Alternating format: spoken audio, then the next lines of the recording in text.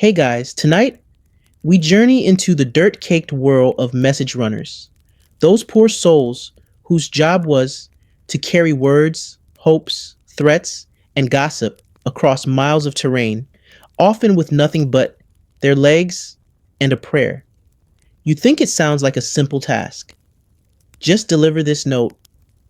But my friend, if you think Postmates is hard, you probably won't survive this, especially not with sandals made of bark and a digestive system full of barley mush. So, before you get comfortable, take a moment to like the video and subscribe, but only if you genuinely enjoy what I do here. And let me know in the comments where you're tuning in from and what time it is for you. It's always fascinating to see who's joining us from around the world. Now, dim the lights, maybe turn on a fan for that soft background hum, and let's ease into tonight's journey together. You wake up with the grace of a badly folded napkin. Your legs are already sore before they hit the ground. The floor beneath your bed, if we can call it that, is made of packed dirt, speckled with little stones that double as surprise acupuncture. Your body aches from yesterday's route.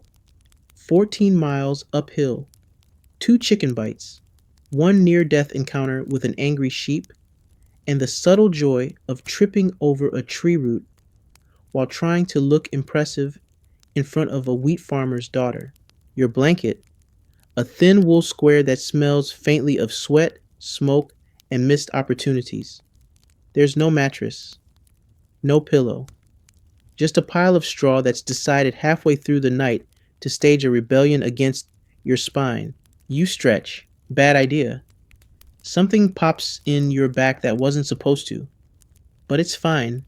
You're alive. Mostly. Outside, the sun has only just peeked over the horizon and it's already judging you. The wind carries the scent of damp soil and donkey. Your sandals, hard, flat, and morally questionable, sit by the door like little instruments of torture. You sigh and slip them on, wincing as the heel strap digs into that blister you named Kevin yesterday. Breakfast is a sad affair. Cold barley mush from last night, one half of a carrot, and water that you're 60% sure isn't shared with goats. You chew slowly, partly out of caution, partly because you're not entirely sure you can swallow without waking up the leg cramps. Your legs. Ah, yes, the stars of the show. Aching, cracked, permanently itchy. Your calves feel like they've been stuffed with gravel. Your knees crack like popcorn. And yet, these are the limbs that kingdoms rely on. No pressure. You pack your satchel. Inside, a leather scroll case that smells like old cheese, 2 scraps of dried apple, and the actual message, sealed with wax and stamped with the symbol of someone significantly more important than you. You're not supposed to look at it. You're not even supposed to know who it's for. But you've gotten good at guessing based on weight, smell, and how anxious the sender looked. You step outside and take a deep breath. Mistake. A passing cart kicks up a cloud of dust that coats your teeth in what might be described as earth-flavored grit. You gag. A nearby rooster mocks you. Down the road, an old woman waves. You wave back with the enthusiasm of a man who has to jog 12 miles in questionable shoes. As you begin your route, your feet hit the dirt path with the familiar thud-thud-swear rhythm. The village fades behind you.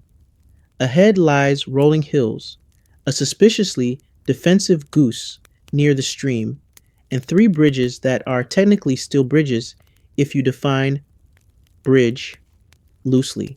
The first mile is all about convincing your body this is still a thing you do. Every joint protests like it's unionizing.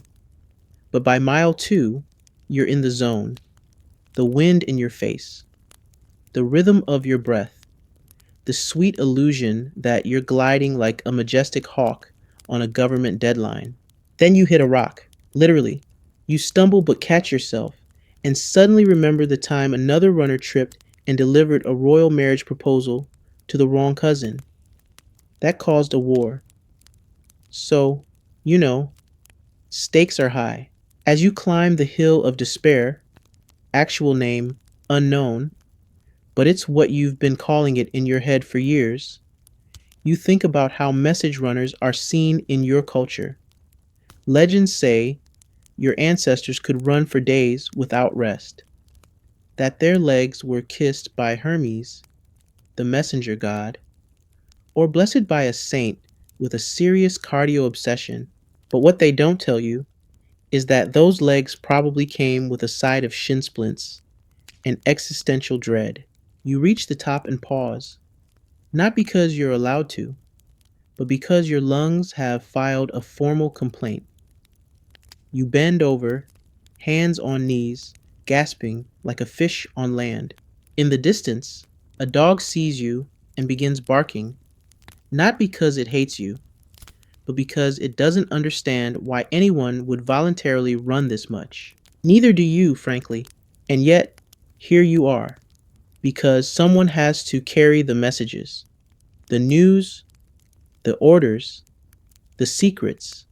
You're the link between villages, between generals, between lovers and rivals. You are, essentially, the world's most overworked Bluetooth signal. You start running again, downhill now, which sounds easier, but mostly just threatens your ankles. Somewhere in your mind, you fantasize about a time when messages will be delivered instantly, without running, without sandals, just sent through the air. But that sounds like witchcraft.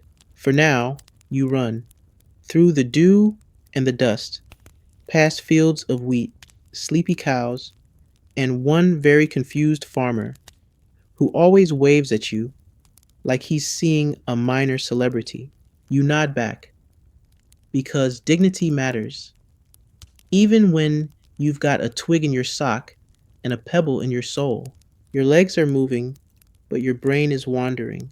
You pass an old shrine, a crumbling statue of a long-forgotten fertility deity, now mostly used as a landmark for telling children when to turn back home. Someone once told you that message runners were sacred, chosen not just for speed, but because the gods had poured divine essence into their calves. Not thighs, not minds, calves. Apparently, that's where divinity goes now. The village priest swears runners are born under special stars. Something about Mercury rising and your mother dreaming of wind. There was also a chicken involved. You've stopped asking questions. You crest the next hill and your breath catches, not from the view, but because you tripped slightly on a root and had a tiny cardiac event. But you recover. Barely. The story goes that your people used to choose runners as infants.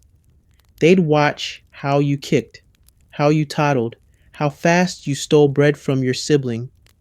If you were particularly bouncy, someone might whisper, "That one's got the legs," which is flattering until you realize it means a lifetime of sore arches and being yelled at by people too important to run themselves. In some regions, they believed runners had a sacred duty, that if a message wasn't delivered before sunset, chaos would erupt. Armies would march the wrong way. Marriages would fall apart. A royal dinner might be slightly overcooked. And worst of all, the runner would be blamed for it. Not the weather, not the broken bridge. You, the one who dared to have mortal knees. There's an old legend you remember from training, a runner who was so fast his footsteps lit fires in the grass.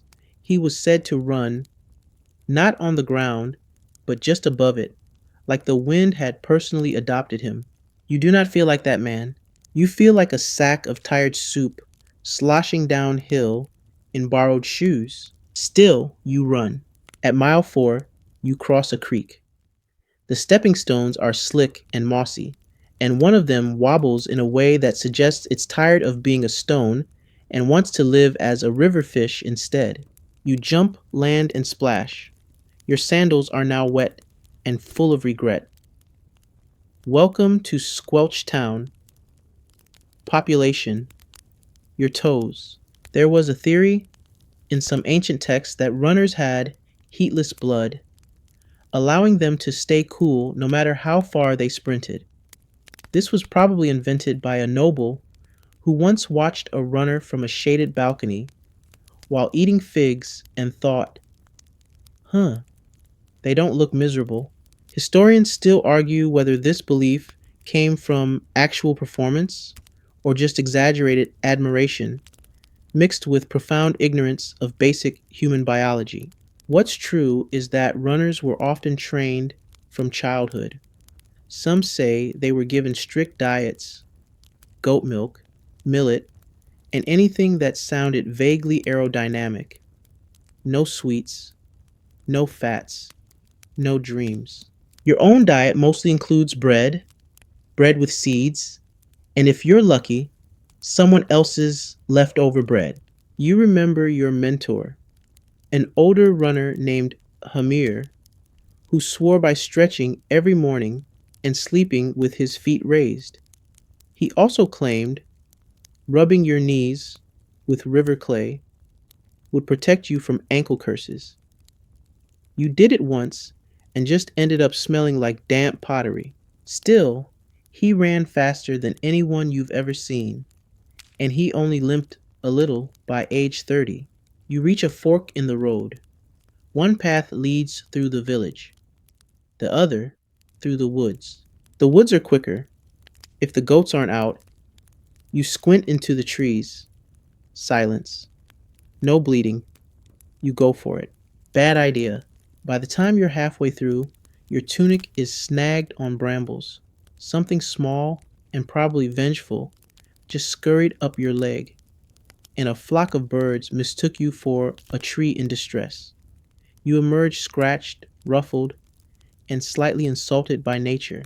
Still, it's faster than dealing with the village market, where someone always wants to stop you for just one quick delivery, and then suddenly you're carrying a wheel of cheese to someone's cousin in exchange for a promise of soup.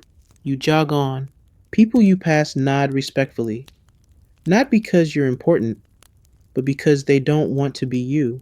You represent a strange kind of hero, admired, underfed, and largely replaceable. In some temples, there's a mural of a message runner kneeling before a god. Some interpret it as reverence. Others think it's exhaustion. You relate deeply to the second interpretation. You pause by a tree, just for a second. It's shady, cool, tempting. Then you remember the other belief. If a message runner stops too long, their legs will forget how to move. Their spirit will drift away. Some ancient writings say pausing invites possession, evil spirits sneaking in through your toes and setting up shop in your knees. You don't believe that, but you still stand back up. Better safe than spiritually inhabited. The sun is higher now. You can feel it cooking your shoulders like regret on a spit. Up ahead, a child sees you and shouts, "Run faster."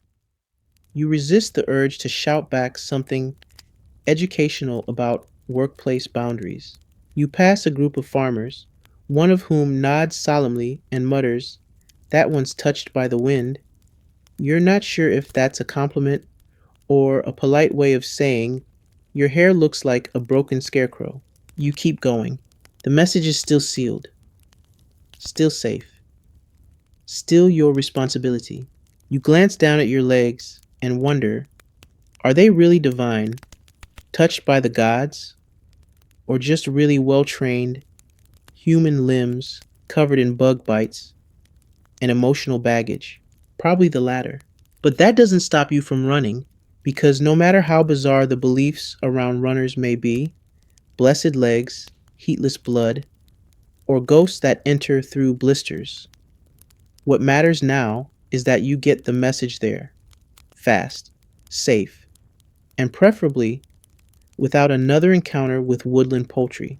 You make it out of the woods with only one visible scratch, a twig in your hair, and what you're fairly sure is a beetle in your left sandal. You don't stop to check, partly because of the whole demons enter through hesitation thing, and partly because you know from experience that removing your sandals mid run is a one way ticket to blisters and an existential crisis. You trudge up another hill, your third since sunrise, and reflect on your breakfast.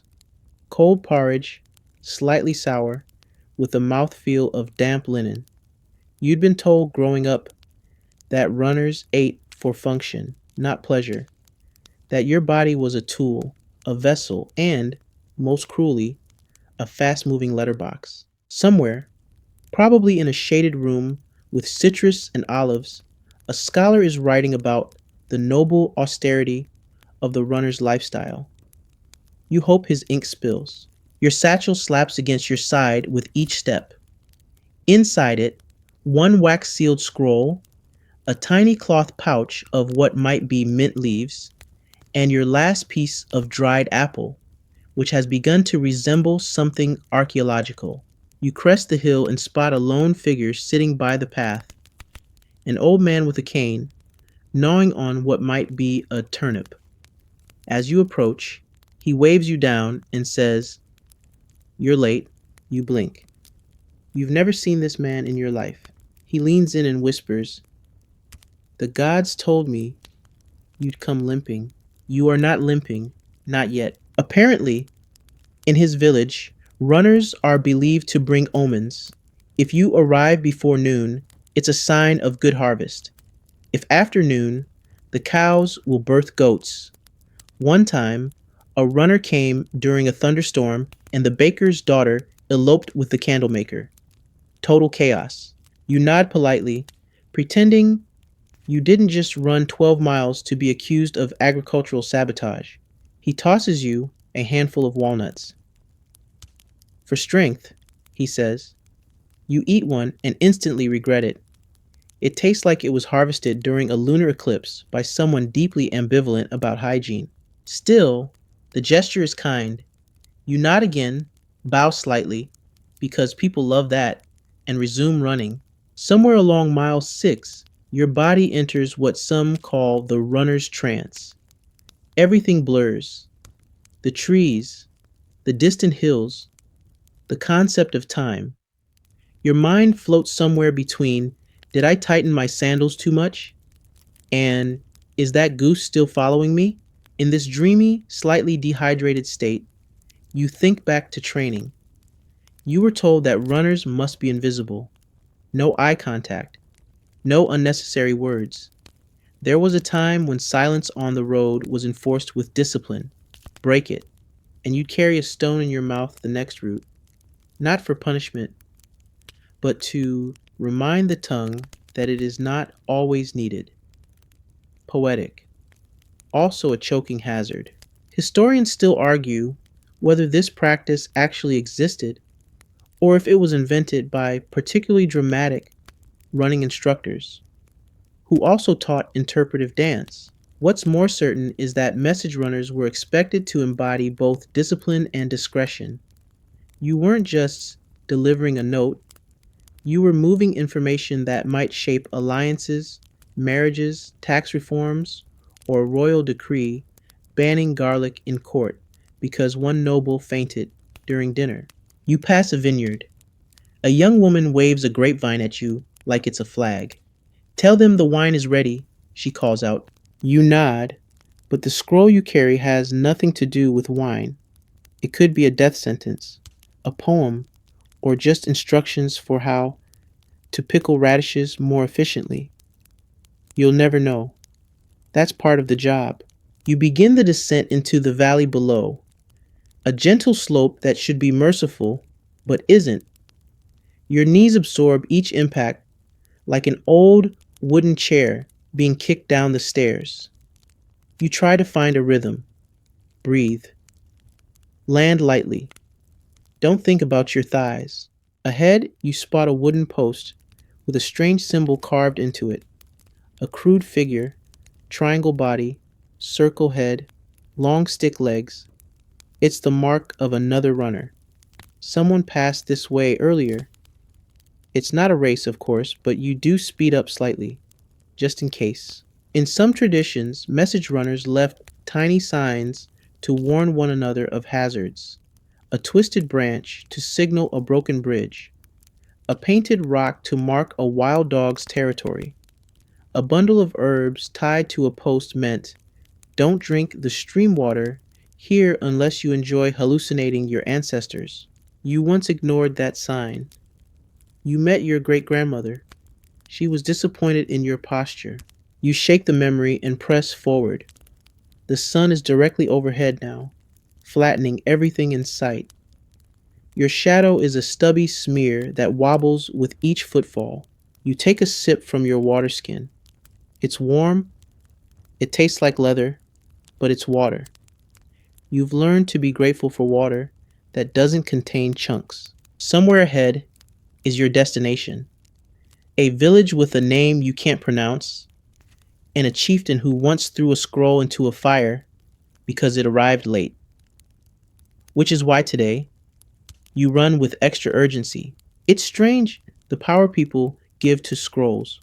Once, a man chased you down demanding to know if the message you carried was about his marriage.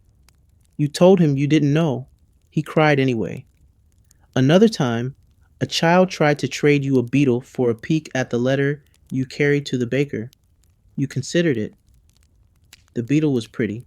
There's an old belief in your region that a scroll carries a part of the sender's soul, that to open it prematurely is to steal that soul. Or worse, to let it leak out. That's why some runners tie charms to the case. Yours has a little bell. You like the sound. As you near the final ridge, a breeze picks up. It carries the smell of something baking. Bread, maybe. Or revenge. Hard to tell in these parts. You slow down. Not to rest, but to make a good entrance. People respect a runner who arrives slightly winded, not one who collapses like an overcooked noodle. You tighten the strap across your chest. Check the scroll. It's still sealed, still warm from your body heat. Almost there. You crest the final hill like a slightly off-brand hero arriving at a destination that smells faintly of goats and wet hay. Below lies the village, mud-bricked homes clustered like uncertain decisions, a central fire pit billowing with the scent of onions and ambition, and one very alert rooster perched atop a cart of radishes, eyeing you like it's ready for round two. You descend slowly, adjusting your tunic, trying to look less like you've been dragged by a mule, which, to be fair, did happen once. You don't talk about that day. Children spot you first, shrieking, "Runner! Runner!" like you're both a miracle and a mild inconvenience. One of them throws a stick at your feet, not in malice, but because they think it'll make you go faster. You dodge. Barely. You approach the elder's hut. Outside, 3 goats are tied to a pole, chewing rope and contemplating escape. The guard standing nearby gestures for you to wait. You nod, panting, with the grace of an accordion full of hot soup. And here's the real challenge of your job. You've just sprinted across mountains, creeks, in a field that may or may not have been cursed. And now you must stand still, act composed, and deliver the scroll like it didn't rub a welt into your ribcage for the last 2 hours. The guard announces your presence. You're ushered in. Inside, low ceiling, smoky air, herbs dangling ominously like they've seen things. The chieftain sits cross-legged, his eyebrows furrowed in eternal disapproval. You bow. The scroll, held aloft with trembling arms, is accepted in silence. You wait, eyes lowered. not breathing too hard, lest someone think you're dramatic. He breaks the seal, reads. His face twitches, not a full expression, just twitching. Then a nod, a tiny one, but enough. You are dismissed with the same level of ceremony given to a table. Outside, the sun feels warmer. Maybe it's pride. Maybe it's mild heat stroke. You find a shady spot by the grain store and sit, technically against protocol, but your knees have stopped sending coherent messages to your brain. You chew on the last scrap of apple and pretend it's something luxurious, like honeyed figs or not being here. As you sit, another runner arrives. She's younger, faster, probably hasn't named her blisters yet. She nods at you. You nod back. Runners don't need to speak. There's a shared understanding. Yes, our jobs are weird. No, we didn't choose this. Yes, our calves are probably haunted. She disappears into the hut. You rest, but only briefly. Your next scroll is already being prepared. In another corner of the world, maybe even in the next village, someone is lighting a fire. And not just any fire, because in certain regions, message runners are preceded by flame. It's called the relay fire myth. The idea that lighting a signal fire as a message begins its journey can somehow speed it along. That fire guides the runner, clears the way, or imbues the scroll with divine urgency. Historians still argue whether this was practical communication or just early stage motivational pyromania. In some mountain cultures, runners would light small torches and run with them at night, trusting the flames to ward off wolves, demons, and overzealous poets. You've never run with fire. You once ran near fire. It singed your left eyebrow and taught you respect. There's a ceremony too.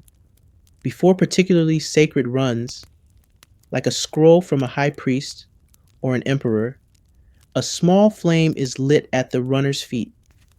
It's said to burn away the lies. You don't know if that's symbolic or a very literal threat. The belief extends to the scrolls themselves. Some messengers carry sealed tubes with charred ends, suggesting the scroll survived fire and therefore holds truth. Or maybe someone just dropped it. Hard to say. You stretch your legs. One pops like a stubborn cork. Another runner arrives, this one older than you, limping but proud. He nods, sets down his scroll, and begins massaging his knees with something that smells like fermented mint and despair. You ask casually, "What's the message today?" He shrugs. "No idea. Might be a wedding. Might be war. Same effort either way." You both laugh. Softly. The kind of laugh that says, "We've accepted our fate." Your next route is posted near the well, etched onto a slate with chalk.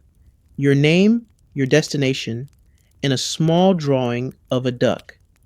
You assume this means go fast, but it could just be someone making fun of your running face. You sigh, stand, and begin checking your sandals for pebbles, beetles, or lost hope. All clear. You approach the scribe.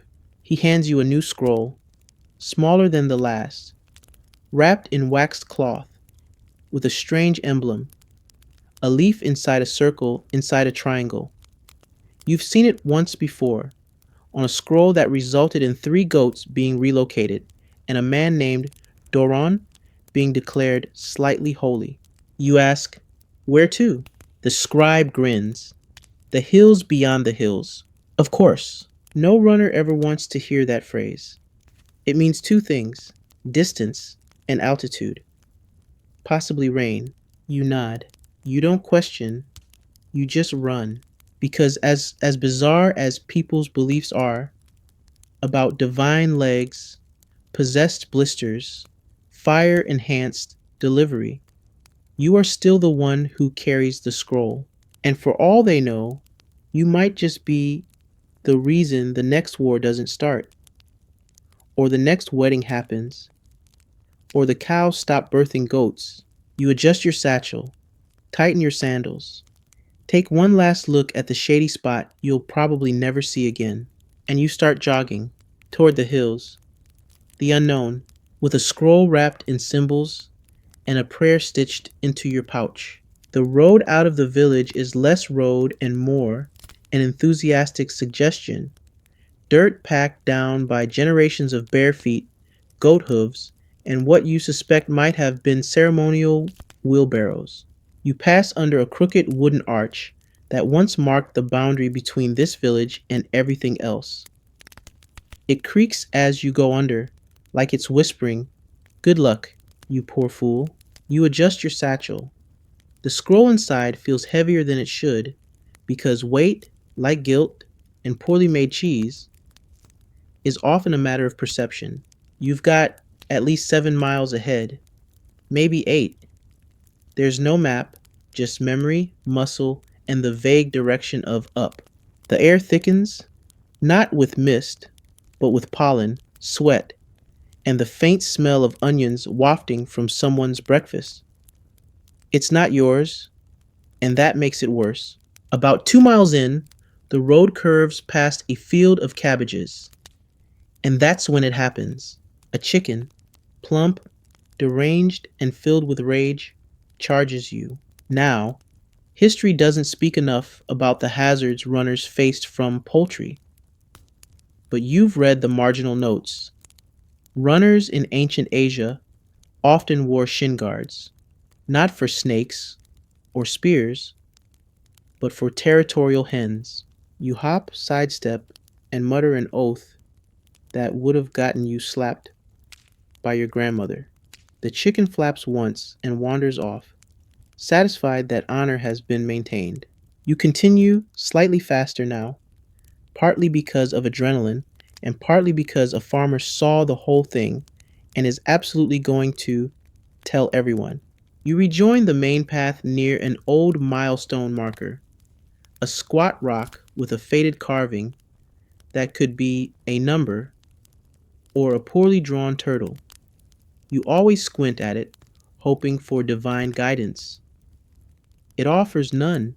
A cool wind picks up. You accept it like a gift. A moment later, dust blows directly into your face. You retract your gratitude. As you run, you recall something your mentor once told you. Your job is speed and silence. It sounded noble at the time.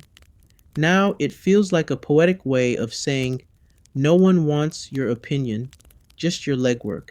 There are places in the Empire where runners were not allowed to speak during their routes, not even to shout, "I'm being chased by a cow."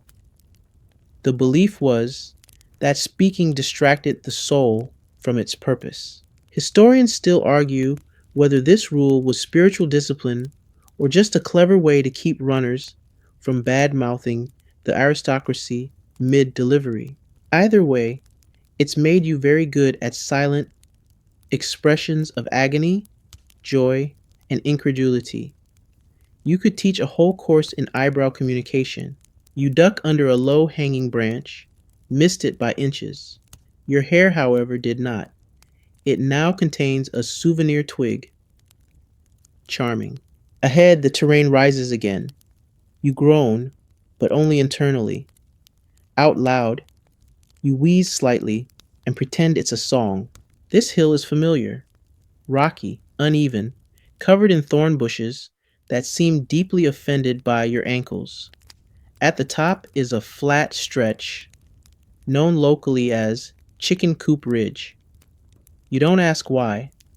You've learned not to. You power upward, knees complaining, sandals slapping. It's less of a sprint and more of a determined flail. Near the top, you spot a shape moving in the grass. You squint. Rabbit? No. Too slow. Lizard? Maybe. A toddler wearing a pot on his head? Sadly, yes. He sees you, grins, and shouts, "Runner!" with the enthusiasm of someone who's just spotted a unicorn holding a tax form. You wave and veer to the left, narrowly avoiding what looks like a spilled soup of toys and feathers. Why is there always soup? Once past the ridge, you find your pace again. Legs steady, breath even. Mind somewhere between focused and gently hallucinating about pie. You think about the forests you've run through, how every tree seems to whisper something. You once heard that, in some cultures, runners were trained to interpret wind patterns, bird song, even the angle of grass to predict danger or guidance. It sounds romantic. It's mostly guesswork. Still, when you see a certain bird overhead, dark feathers, slow wings, you veer right, it's just a superstition. But the last time you ignored one of those birds, you ended up falling in a ditch and meeting a monk who insisted you were the reincarnation of his cousin's goat. It was a long day. By now, your clothes are clinging to you like damp optimism. Your belt pouch slaps annoyingly against your hip. Inside it is your good luck charm, a smooth stone shaped vaguely like a toe. You found it when you were 10. You still don't know why you kept it, but you do. Runners are sentimental about strange things. You begin to descend. The path dips into a small glen where the trees grow close and the air cools. It smells of moss, damp earth, and possibly an unsupervised herbalist. Here's where the scroll matters most. In dense areas like this, where bandits once lurked and spirits were said to whisper curses into the ears of travelers, runners carried protection, not weapons, but pouches sewn with sacred herbs, blessed twine, or, if you were from the coastal regions, a tiny dried fish. Your pouch has lavender, mint, and what you hope is not a dead bug. There's a legend that if a runner ever stops here, the spirits of failed messengers appear to offer advice. Not helpful advice, just things like don't trust mushrooms, or tell Beatrice I forgive her. You've never seen them, but you also don't stop here. You keep going, faster now, trees blurring, heart pounding, with that familiar mixture of exhaustion and quiet purpose. You're nearly halfway to your destination. You don't know what the message says, but you know this. You're the only person who can get it there, because you are a message runner. And while people might believe bizarre things about your kind, that you never sweat, that your legs are magic, that your soul is stored in your left calf, you know the truth. You're just someone who keeps going, no matter the hill, the chicken, the superstition, or the weather. You run. You reach the bottom of the glen and emerge onto a flat path, an old trade road once used by caravans, now mostly used by goats and people who've made bad life choices. Like you, the sun has shifted now, casting long shadows that try to trip you. The air grows warmer, thicker, the kind that feels like it's trying to attach itself to your skin with the clingy confidence of a toddler and a sticker. Your pace adjusts, less of a gallop, more of a determined shuffle, but you keep moving because the message doesn't stop moving, and neither do you. You pass a pile of stones that marks the halfway point between the last village and the next one. Someone's left a clay figurine on top, a little man with big legs and no face, a runner effigy. They say it brings speed if you leave an offering. You toss a pebble at its base. That's all you've got. Hope the pebble's enough. Now here's where things get weird. You veer off the main road and into an open pasture because the direct path is blocked again by a collapsed bridge and a very judgmental cow. The ground is soft, damp, smells like moss and indecision. As you move through the field, you think about the people who once believed that runners could bend time, not metaphorically, literally. They said some runners moved so fast they arrived before they left. One emperor reportedly swore his runner crossed 5 valleys in an hour because His legs had no respect for the sun.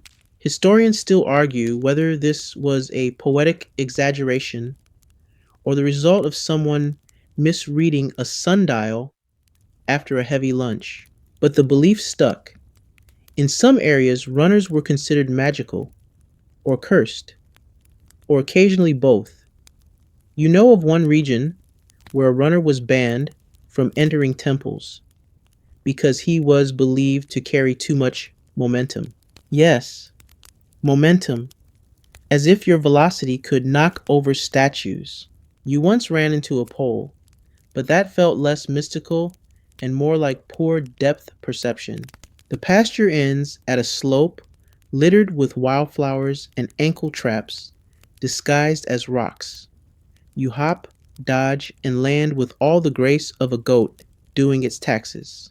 You pass a crumbling milestone with faint carvings that seem to say, almost there, or maybe absolutely lost. Your translation skills are suspect.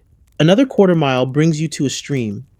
It's shallow but fast moving, with a narrow footbridge made of planks, ambition, and one heroic nail. You pause. This is the kind of place where you're most vulnerable. The bridge creaks. A breeze picks up. Somewhere nearby, a crow makes a noise that sounds like a bad decision. You step onto the bridge. Every board sings a different note of concern. You shuffle lightly, arms wide, eyes forward. The scroll must not fall. It's wrapped tight in its wax pouch, but you're still not risking a message delivery titled, Dear Countess, sorry this arrived soaked. You make it across, just barely. On the other side, you stop to shake out your sandals. One is carrying approximately half the stream bed. The other seems to have acquired a tadpole. You rest for a moment under a tree, a birch, with bark like old parchment, and a family of ants who immediately object to your presence. You stand again. Too soon. Your calves disagree. Your knees consider resigning. You offer them a deal. 2 more miles, then a full body collapse. They accept. You pass a strange rock formation. 4 stones stacked precariously. It's a runner's code, warning of something ahead. You scan the road. Quiet. But you slow your pace. This is what they meant. And then you see it. A cart. Abandoned in the middle of the road. Broken wheel. No driver. No horses. Just sitting there like it had a midlife crisis and forgot its purpose. You approach carefully, peek inside. Radishes. So many radishes. More than one man should ever try to transport alone. You step around it cautiously and trip over a sleeping dog. Not just any dog. A massive, ancient, marmot-shaped creature with drool like warm glue. It opens one eye. You freeze. It sniffs the air, determines you're not a threat, and goes back to dreaming about bones, squirrels, or a better economy. You exhale, loudly. Your route continues uphill, because of course it does. This one's steep. Not a hill, really. More like a judgmental wall with a slope. You climb, step by step, muttering encouragement to your legs like they're about to take the SATs. Halfway up, a bee starts following you. You ask it politely to leave. It refuses. You jog sideways. It counters. You wave your hand. It does not care. Eventually, you make a truce. It buzzes near your ear, but doesn't sting. You pretend not to flail. Everyone saves face. At the top, a familiar sight, a stone bench. It's not fancy. It's cracked. Slightly tilted. Carved with the initials of at least 4 previous runners who probably also hated bees. You sit, just for a moment. This is where the weirdest story you ever heard took place. They say a runner once sat on this very bench and opened a scroll he wasn't supposed to. Just peeked. Inside, a blank parchment. The runner panicked, thinking the ink had vanished. But when he delivered it, the nobleman laughed and said, Of course it's blank. The message was trust. You've never figured out if that story is deep or just nonsense passed down by runners with heat stroke. Still, it lingers. You rise again. You're close now. The final leg of this journey. The path narrows. Trees crowd the sides. There's a soft hum in the air. Bees, wind, or perhaps the sound of your willpower whispering its last farewell. But you keep going, because despite all the strange beliefs, time bending, scroll magic, haunted ankles, there's something solid here. The act of running, of moving forward, of delivering something that matters, even if you'll never know what it says. You tighten your pouch, you run. The message must go on. The path bends left, winding through a corridor of tall grass and crooked trees that sway like they're whispering gossip about your posture. You push forward, your arms pumping with the rhythm of someone who's trying to outrun both exhaustion and existential reflection. The sun filters through the leaves in dappled patches, like golden coins tossed carelessly onto the road by a very forgetful forest god. You're sweating in places you didn't know had pores. Your tunic clings like a needy ex. Your sandals flap with every step, threatening mutiny. You remind them you're the one in charge, then promptly trip over a pine cone and reconsider your authority. Ahead, a small wooden sign nailed to a crooked tree reads, 3 miles to Grayfen. Grayfen, your next stop. Famous for its wool, its river, and a 74-year-old woman named Elba, who once chased a tax collector into a pond with a ladle. You've been there before. They treat runners kindly in Grayfen. Bread, a place to sit, and once, a foot bath that may or may not have involved herbs with mild hallucinogenic properties. You're still not entirely convinced you didn't speak to a squirrel. Still, the memory encourages you. You pick up speed. And then it happens. A bee? No. A blister? Not yet. You smell it. Smoke, not fire smoke. Not we're cooking onions for soup smoke. This is something else. Sharp, acrid, with notes of panic. You slow down and scan the horizon. There it is. A black smear in the sky, rising above the trees like a signal or a warning. You crouch instinctively, pressing a hand to the scroll. In some regions, runners were trained to hide when smoke appeared, because fire meant disruption, and disruption meant desperate people. And desperate people love scrolls, especially if they think they say treasure here or nobleman is unguarded. You creep forward, 1 foot at a time, the scroll tucked tight under your arm like a prized sausage. You round a bend. It's not a village. It's a cart. A large one. Burnt. Still smoking. No one around. You approach, careful not to disturb whatever ghost now inhabits the axle. Inside the cart, charred sacks, one split open, revealing roasted lentils. Some say fire purifies. Others say it just ruins lunch. You find a footprint near the wheel. Human. Fresh. But no bodies. No signs of a fight. Just a slow, mysterious kind of wrongness that makes the air feel heavy. You step back. Not your business. You're a runner, not a detective. You mutter the old phrase runners are taught. If it's not in the scroll, it's not your scroll. You keep running, and suddenly, you remember something else, another bizarre belief. Some used to think runners could absorb the emotions of the scroll they carried. Happy scroll? Light feet? Sad scroll? Heavy legs? Secret love letter? Sweaty palms? Royal execution order? Full body dread? Historians still argue whether this was psychological, spiritual, or just a poetic excuse for poor pacing. You wonder now if your scroll is nervous. It feels heavier, denser, like it knows something you don't. You shake it off. The trees begin to thin. You step out of the forest and into farmland. Wide fields of golden wheat, trembling in the breeze like they're applauding your effort or laughing. Hard to tell with wheat. A boy on a fence spots you and whistles. Runner, he shouts. You wave half heartedly, not breaking stride. He adds, Want a turnip? You do not. Grey Fen appears in the distance, a cluster of gray stone homes with thatched roofs, a squat little tower in the center, and a river that snakes around it like a lazy silver ribbon. The bridge is ahead, stone mossy, still damp from morning mist. You cross it, your footsteps echoing in that oddly theatrical way that bridges seem to love.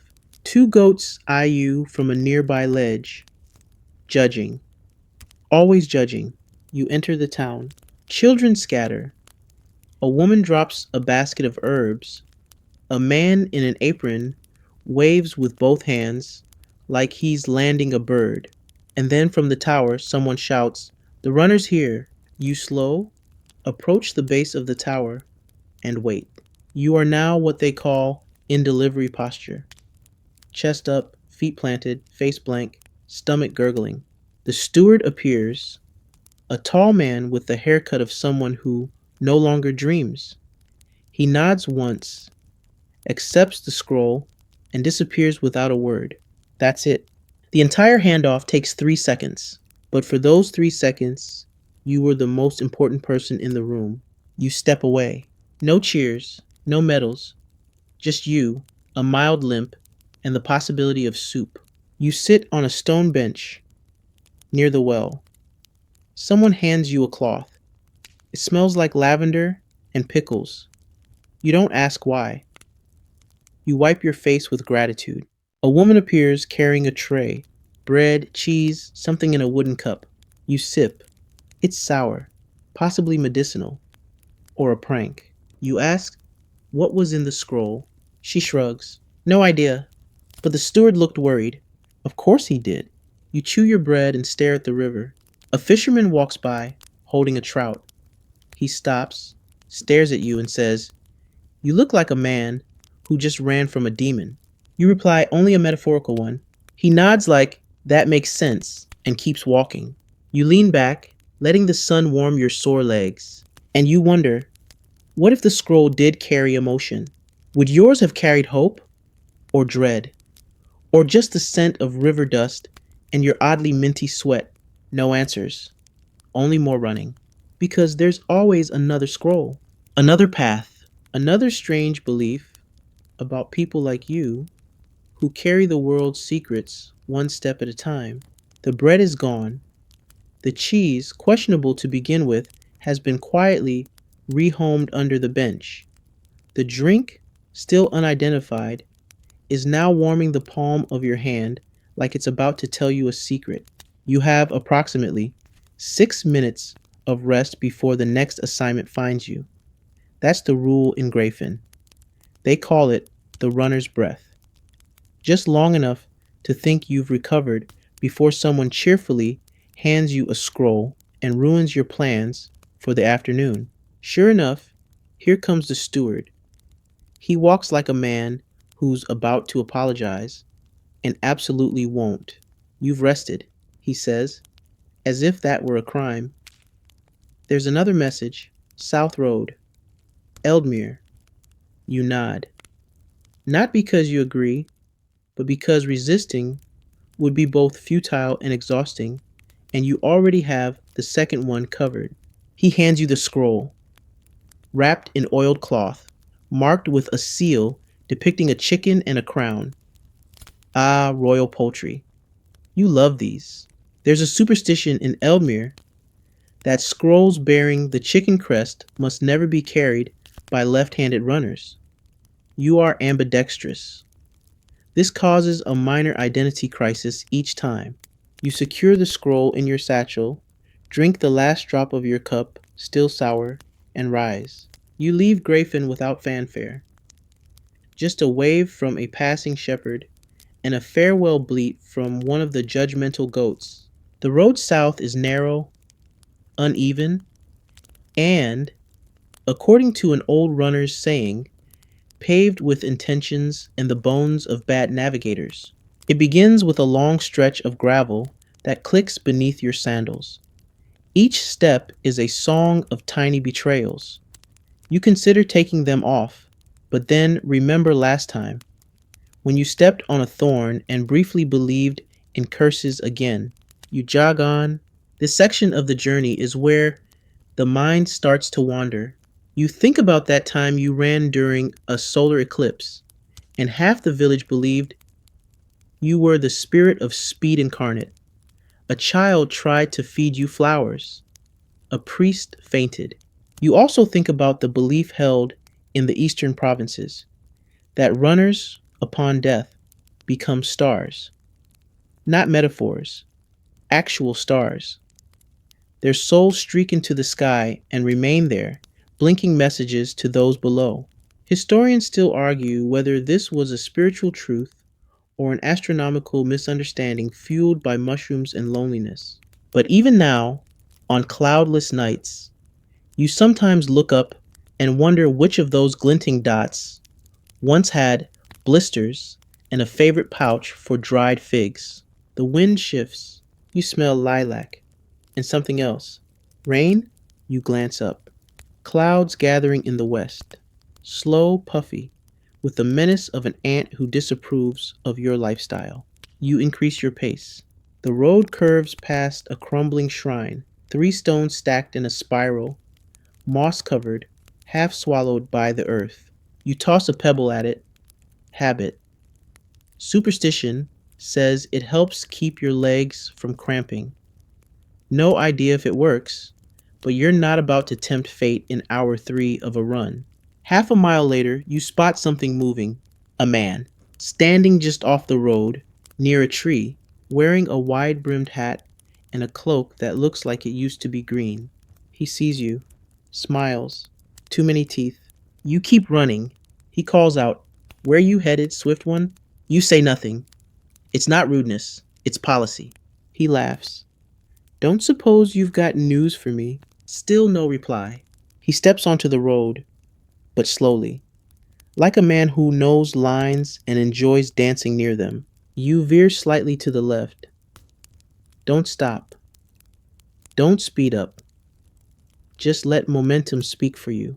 He shrugs and steps back. When he's out of sight, you exhale. You remember what Hamir said. Most people see runners as messengers. Some see them as moving vaults. A good vault doesn't talk. A better one doesn't stop. You reach the southern ridge as the first drop of rain hits your nose. Then your cheek. Then all of you. It's not a storm. Not yet. Just a polite rain. The kind that taps on your head like it's asking for directions. You trudge on, tunic soaking slowly. Scroll pouch protected under your arm.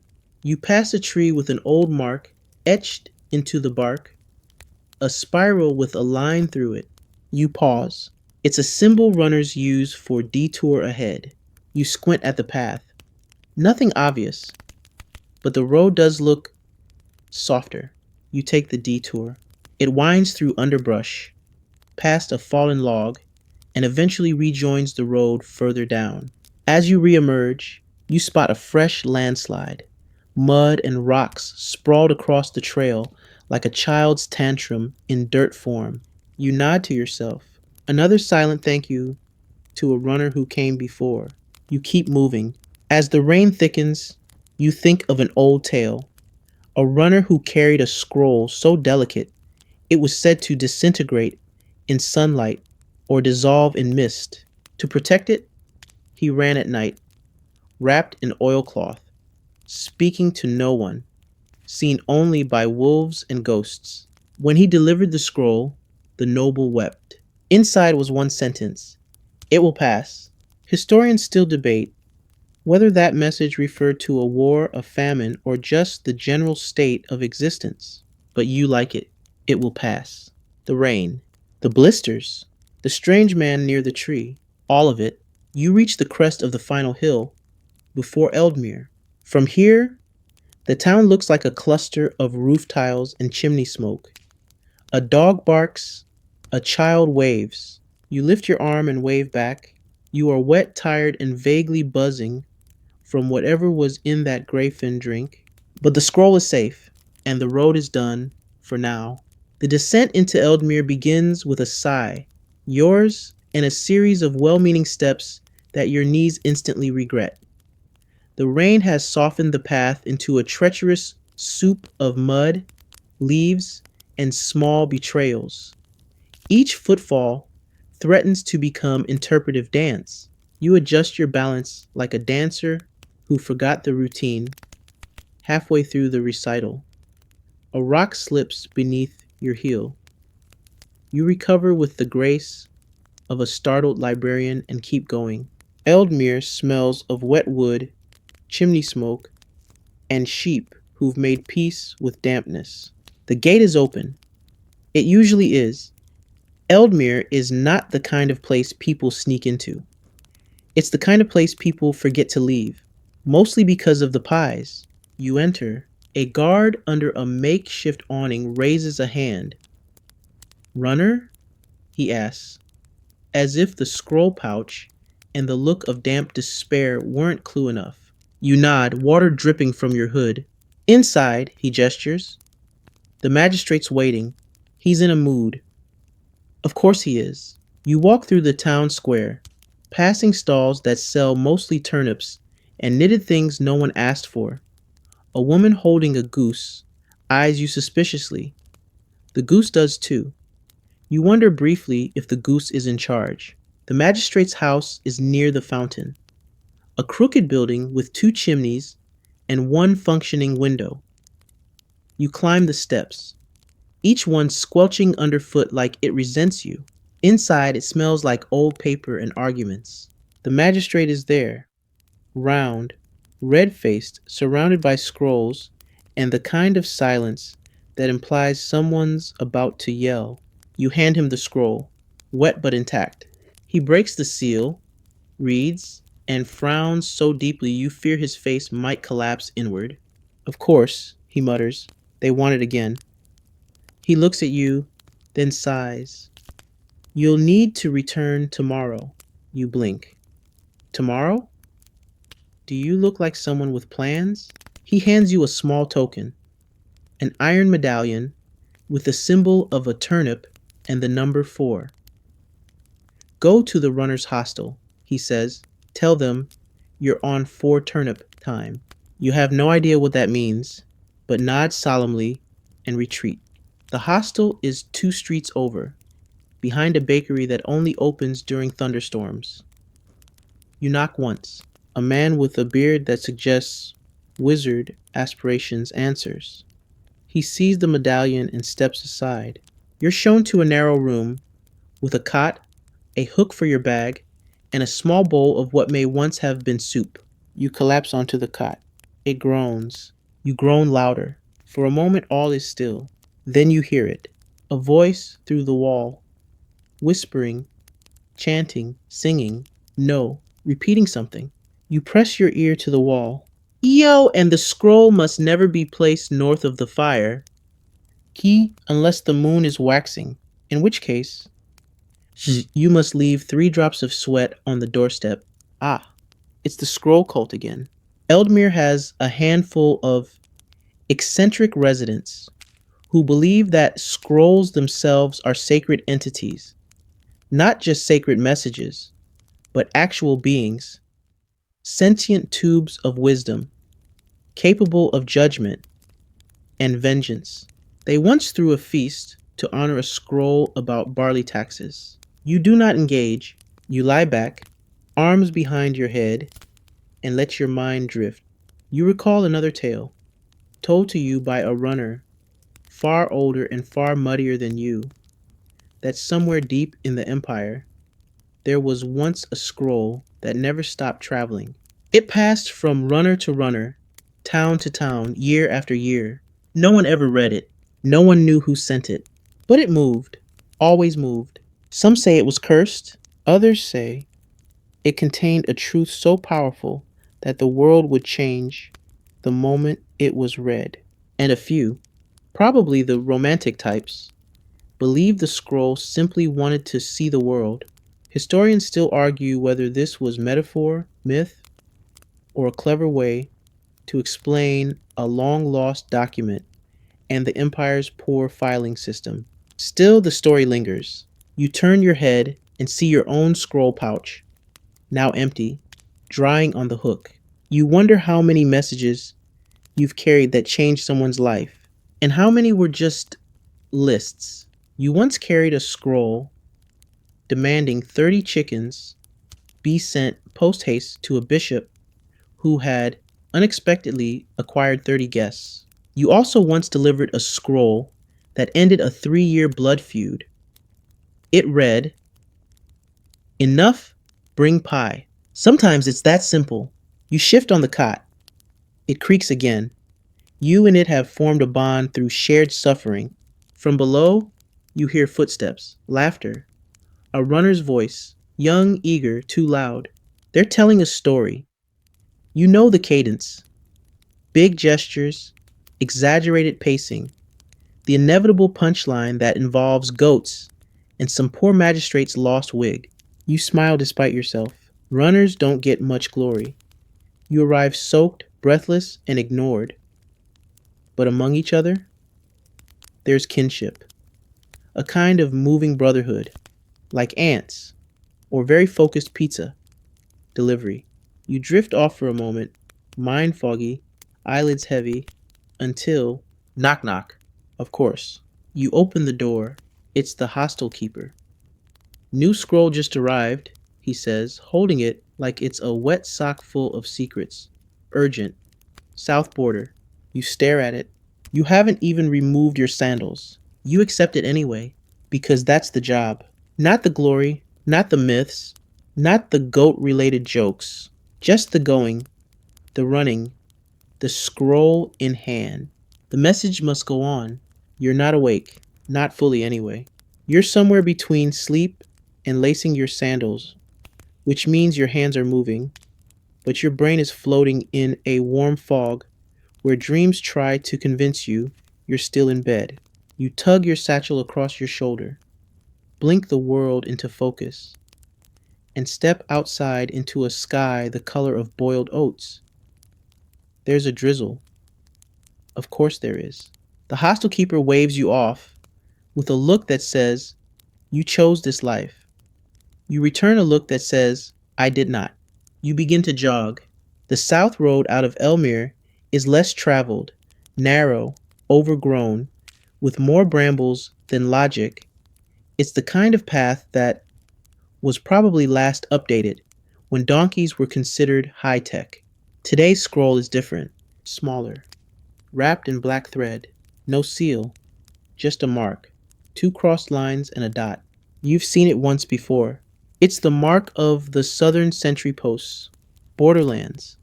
Not quite lawless, but definitely more strong suggestions than firm rules. People believe strange things about these southern routes, that they're haunted, that scrolls delivered there must never touch the ground, that if they do, the words inside unravel into curses, and the runner's knees melt. Historians still argue whether this is ancient metaphor or the result of one really bad scroll mishap that involved an unattended stew. You tuck the scroll higher into your satchel, just in case. The trees grow denser, curling overhead like nature trying to build a ceiling. The light dims, birds quiet, even the wind goes soft, like it's trying not to be noticed. You keep running, then the humming starts. Low, steady, rhythmic. You stop. Listen, it's not in your head. Probably. You move forward slowly. The path opens slightly, revealing a man sitting in the center of the road. Cross-legged, eyes closed. He's humming, wearing robes, threadbare but once fine. Around his neck, a cord with tiny wooden charms, each one etched with what look like letter shapes. You step cautiously. He stops humming, opens one eye. You are the runner, he says. You nod. You are. That much remains clear. He smiles faintly. Then you are the river. You consider asking for clarification, but decide against it. Borderland sages are notoriously poetic, unhelpful, and fond of spontaneous riddles. You attempt a respectful bow. Your spine disagrees halfway through. Go with the scroll, he says, but do not look backward. You weren't planning to. Now you definitely won't. You move past him, careful not to disturb the air around him, which seems thicker somehow. Once you're a safe distance away, you glance backward. Almost. But you don't. See? Growth. You continue down the slope, where the path narrows further and becomes riddled with stones, arranged in what you hope are natural patterns and not some ancient warning system for cursed leg muscles.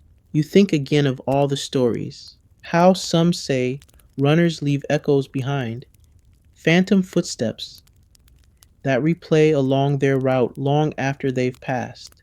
That on certain nights, if you stand by an old path and listen closely, you can hear breath, heartbeat, the slap of sandals on soil.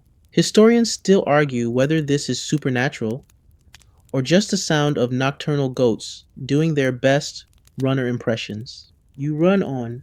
A small fox appears ahead, standing squarely in your path like a tiny fluffy border guard. It watches. You slow. It sniffs, then trots off with great indifference. You consider this a blessing. The terrain changes again, now rocky, windy, and wide open. You're near the cliffs. You slow your pace. The wind here isn't playful. It's assertive.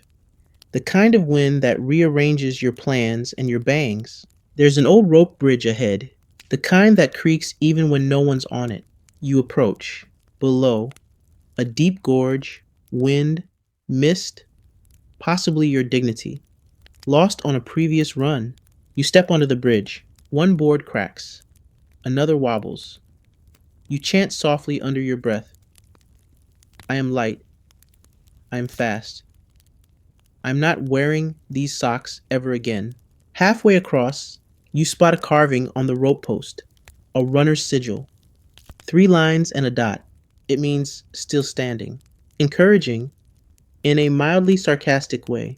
You reach the other side. Now comes the hard part, the incline.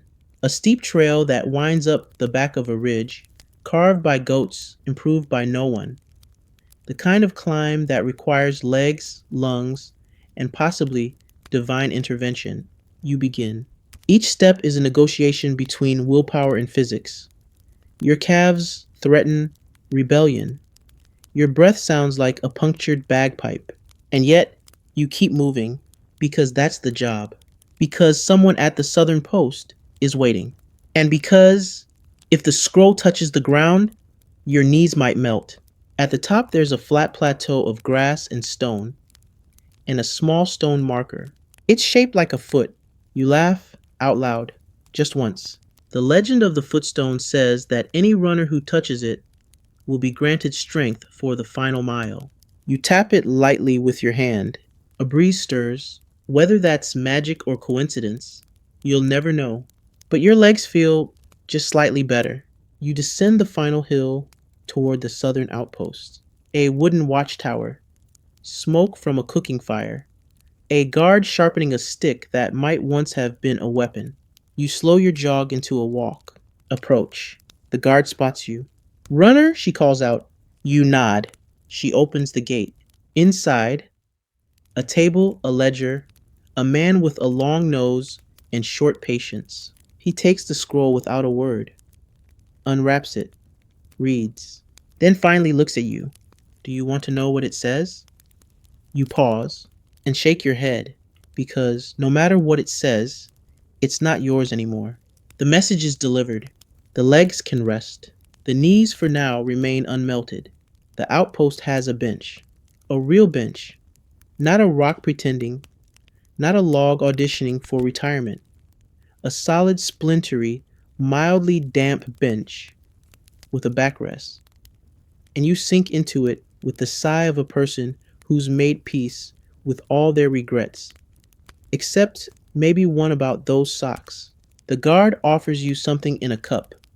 It smells like boiled bark and confidence. You drink it anyway. It tastes like someone tried to steep old sandals in ambition. You nod your thanks. The southern outpost is quiet. Too quiet if you listen to every bard who's ever written a suspenseful song about runners in ruin. But the truth? Most border posts are just sleepy collections of tired people watching the wind and waiting for someone to declare a war, a harvest, or an extra Tuesday. You lean back, let your eyes close. Then a thought ambushes you. You never looked at the scroll's thread. Black thread, crossed lines, a dot. That combination has stories, old ones. They say scrolls tied like that were once used by the Shadow Guild, a group of information runners so secretive they didn't even tell each other their names, just whistled. Apparently, their scrolls carried things like coded battle orders, royal bribes, and occasionally spicy love poetry disguised as grain requisitions. Historians still argue whether the Shadow Guild actually existed or if they were just an excuse nobility used when a message got intercepted and someone needed someone else to blame. Still, it makes you wonder. The guard says nothing, just sharpens her stick and hums off key. You rest for a while until the wind changes. It's subtle, but you felt it before. A kind of hush, a stillness that suggests someone's about to appear with bad news and a scroll. And sure enough, the tower bell rings, soft and lazy, but unmistakable. You look up. The man with the short patience is walking toward you. Again. This time, he's holding a scroll in each hand. Double scroll. Not unheard of. But it means someone's either very urgent, very indecisive, or very rich. These go to Black Hollow, he says. You blink.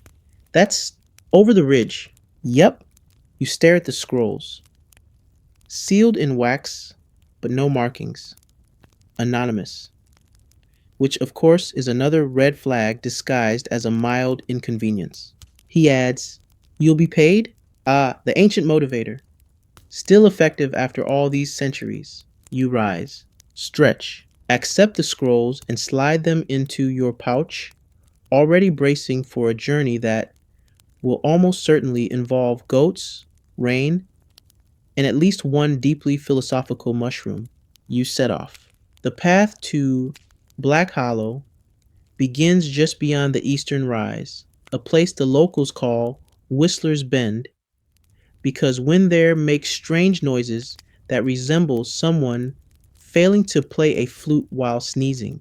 You reach it in under half an hour, running at a pace that could be called respectable, if judged by someone with low standards and fond memories of tortoises. The wind whistles. You do not. Ahead the road forks. Left is marked to Black Hollow, scrawled on a plank that looks like it once supported laundry. Right has no sign, just a leaning stone carved with a spiral. You go left. Because unlike many of your peers, you prefer roads that come with some explanation. Black Hollow is nestled in a valley that always seems 10 degrees colder than everywhere else. No one knows why. Some say it's cursed. Others say it's just shady and damp. The villagers blame ghosts, but they also blame ghosts for toothaches and soup that turns out too salty. You descend the ridge, following a trail that grows increasingly root infested, as if the forest itself is trying to trip you for fun. You remember an old superstition: never speak aloud in the hollow woods, not because something might hear you, but because you might hear something that sounds like yourself answering. Echoes, they say, but deeper. You move in silence. The scrolls bump together in your pouch. Whispering? Probably not, but you check anyway. Still sealed. You pass an old statue, weathered, moss covered, with no face left, just hands raised, palms open. Some runners touch it for luck. Others pretend not to see it at all. You touch it lightly as you pass, just in case. Then, at last, you see the rooftops of Black Hollow, sloped, shingled, and stubbornly unburnt, despite their best efforts. Smoke curls from chimneys. A cat glares at you from a window as if you've interrupted something important. You apologize. Quietly. The magistrate's house is near the center, flanked by two shops, one that sells salt, the other that sells rumors. Both have the same prices. You knock. The door opens halfway.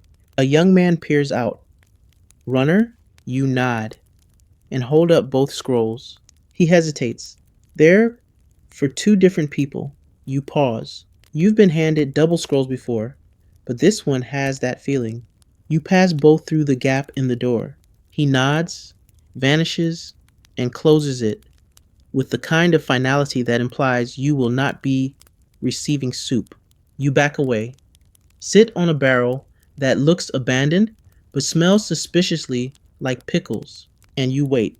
5 minutes, 10, nothing, no reply, no token, no explanation. You get up, because that's the thing about runners. You're not the story.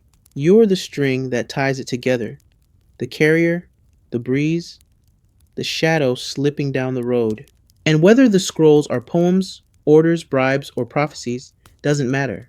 You carried them, you delivered them, you breathe, and you run. The sky is the color of old iron.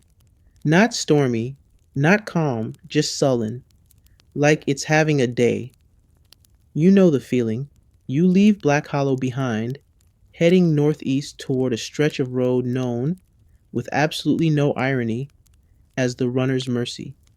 It is, of course, not merciful in the slightest. It got that name the way sarcastic nicknames stick, like calling the tallest guy in your village Shorty, or naming your fiercest goat Daisy. The trail begins with a hill. Naturally, you ascend it at a pace somewhere between jog and mournful hobble, counting each step as if it owes you money. The trees thin, the wind picks up. Somewhere in the distance, a raven caws like it's lost its keys. At the summit you pause. Take in the view. Rolling hills, patchy forests, the glimmer of a stream. A world of places you won't stop in, because you've got scrolls to carry and dignity to fake. And then you hear it. Footsteps. Behind you. Quick, light, and matched to your own rhythm like an echo with opinions. You don't turn. Not yet. You keep walking. The footsteps stay behind you, just far enough to make conversation awkward and duels inconvenient. You speed up. They do too. You stop. So do they. Now you turn. Nothing. No one. You wait. Silence. And then a squirrel darts out of the brush, pauses dramatically, then scurries away with a look that clearly says, "Gotcha." You exhale. But still, your heart is thumping a little harder now.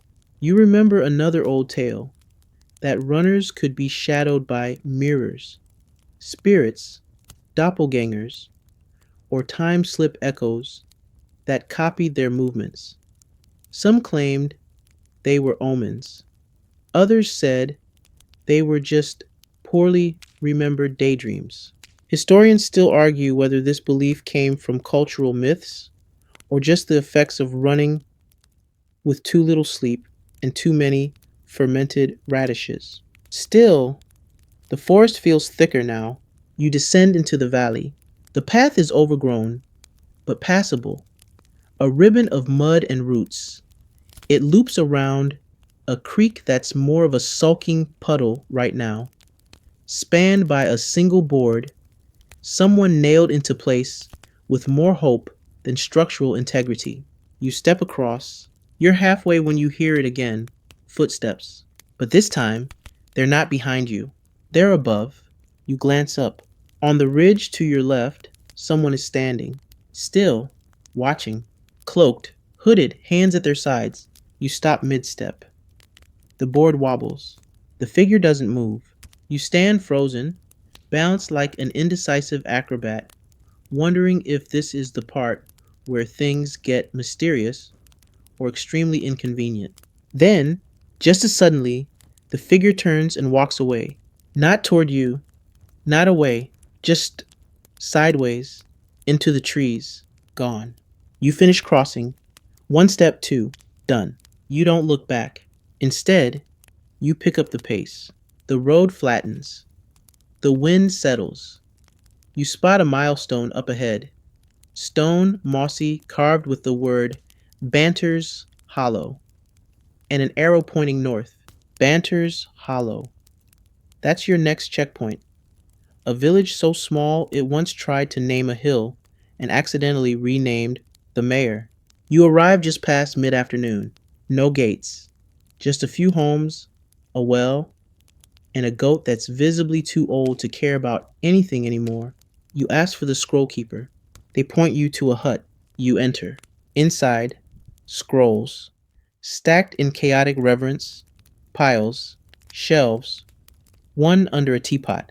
An old woman emerges from behind the stacks, wearing more shawls than strictly necessary. You're early, she says. You blink. I didn't know I had a time. She waves this off. Runners never know. That's what makes it work. She takes your scroll. Yes, there was one tucked into your satchel, nearly forgotten amidst all the goat-based anxiety. She holds it, eyes closed, then nods. Let it rest, she says, placing it gently beside the teapot scroll.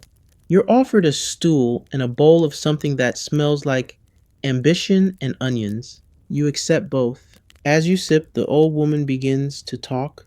She tells you of the first runners, not the trained, uniformed messengers of cities, but the wild ones, barefoot, unburdened, carrying messages not written, but remembered.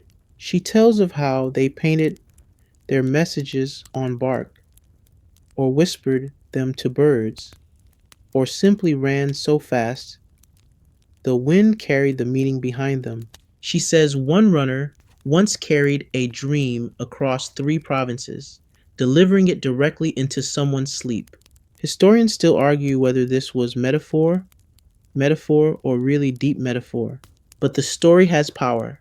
You finish your stew. Thank her. Stand again. Take this, she says, handing you a new scroll. Small. Sealed with red wax shaped like a feather. Where to? She shrugs. You'll know when you get there. You do not enjoy riddles, but you tuck the scroll into your satchel, nod, and step outside. The goat bleats once, like a farewell, or a warning, or possibly both. The road ahead beckons. Another mile, another myth, and you the thread that ties them all together. The road beyond Banter's Hollow is more suggestion than surface. A ribbon of half-beaten dirt, winding through ferns, nettles, and the occasional, suspiciously placed pile of leaves, possibly animal, possibly trap, possibly compost, left by an overly dramatic druid. The scroll in your satchel shifts slightly with each step. It feels lighter than most, not in weight, but in presence, as though it isn't particularly urgent, or doesn't know it's important yet. Maybe it's just shy. You walk a while before jogging. The path narrows, then rises. You crest a hill and pause to catch your breath, only to find an old milestone marker there, covered in moss, cracked, still legible. It reads, "To the place where maps forget." Ah, excellent. That's never ominous.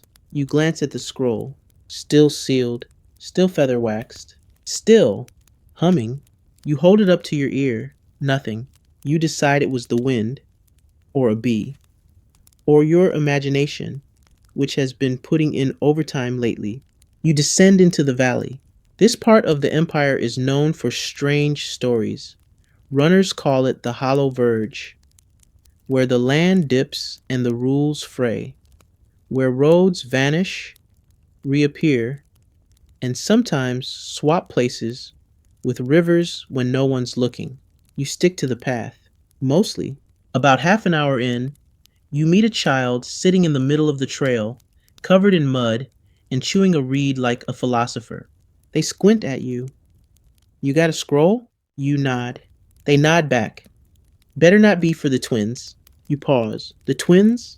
They don't like messages, say they know things already. You decide not to ask follow ups.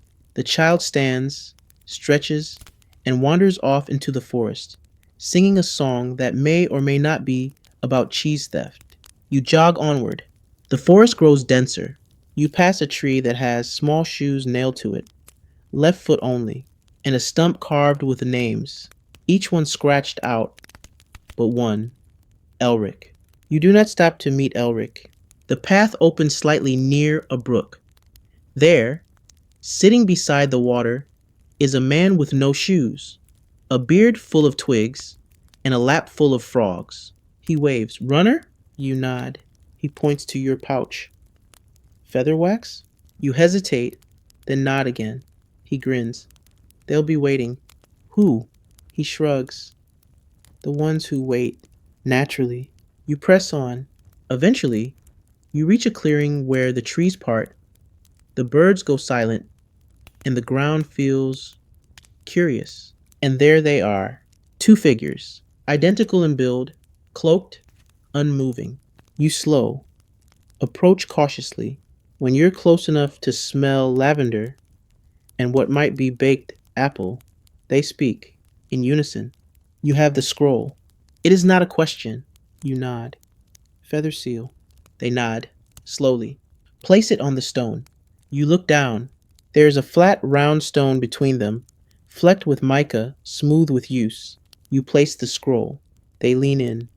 Examine it like midwives inspecting a newborn loaf of bread. One whispers something, the other answers, in a language that may be invented on the spot. Then silence. You wait. Then one of them gestures toward a wooden box near a tree. Payment. You open it. Inside, a single black feather, a polished stone, and a roll of dried fruit. You accept this strange tip with a nod of weary dignity. They say nothing else. You back away. Not because you're afraid, just uncertain of the rules here. Once you're a few paces away, you turn and jog. Briskly. You don't look back. Because that feels like the kind of thing that changes you. You exit the woods as the sun begins its slow golden descent. The sky ripens. The air grows still. You realize for the first time today, your feet don't ache. Your legs move without complaint, and your mind feels clearer. Maybe the scroll was humming, or maybe that's just what happens when you deliver a message to people who might be myths themselves. You keep running, and as the trees fall behind you and the road reappears, a proper road this time, you begin to whistle, just softly, just once, and somewhere far behind, something whistles back. The road is wider now, flat, even, almost suspiciously well maintained. You keep waiting for a trap, or a toll, or a traveling bard with three too many opinions about soup. But no, it's just good road. You don't trust it. Still, your pace quickens. Your feet are grateful. Your knees feel briefly immortal. You consider singing, but think better of it. Somewhere, a magpie might be listening and judging your pitch. Up ahead, a milestone. It's new, carved recently, clean lines, fresh stone. It reads, Rest for runners, 2 leagues. You squint. A rest station? Out here? You've heard whispers about places like that. Tiny outposts built just for messengers, stocked with food, bandages, blankets, staffed by kind-eyed people who don't ask too many questions and always have warm bread. You've also heard they don't exist. Historians still argue whether these stations were real or just the product of a shared runner delusion brought on by dehydration and an aggressive fantasy life. You run on. 2 leagues. That's nothing. Well, it's something. Okay, it's quite a lot if you're already tired and carrying your dignity in your ankles. But you make it, and there it is. A small cabin, tucked off the road, a lamp flickering, smoke from the chimney, a bench out front. You slow. A woman steps out, middle aged, apron, hair like she's wrestled with wind for most of her life. You look about half an hour from collapse, she says cheerfully. Only on the inside, you reply. She waves you in. Inside, warmth, a hearth, blankets, a kettle that smells like someone figured out how to steep comfort itself. She gestures to the bench. You sit. She hands you a bowl of stew. You eat. And for a moment, the world fades into simple things warmth, food, not running. Then she asks, do you know the story of the runner who never stopped? You pause mid chew. You've heard versions. Some say it was a punishment, eternal running for a scroll he read. Others say it was a choice. He vowed to carry one message to every corner of the world. And then, of course, there's the version involving magic boots, a lovesick wizard, and a chicken that could read minds. She smiles. They say he still runs, no longer on roads, just through places, between thoughts, along the edge of sleep. You nod. Sounds familiar. She tops off your bowl. You stay the night. A rarity, but one earned. The bed is soft. The room is quiet. The kind of quiet that wraps around your ears and says you're safe here. You drift and dream. You are running, but it's effortless.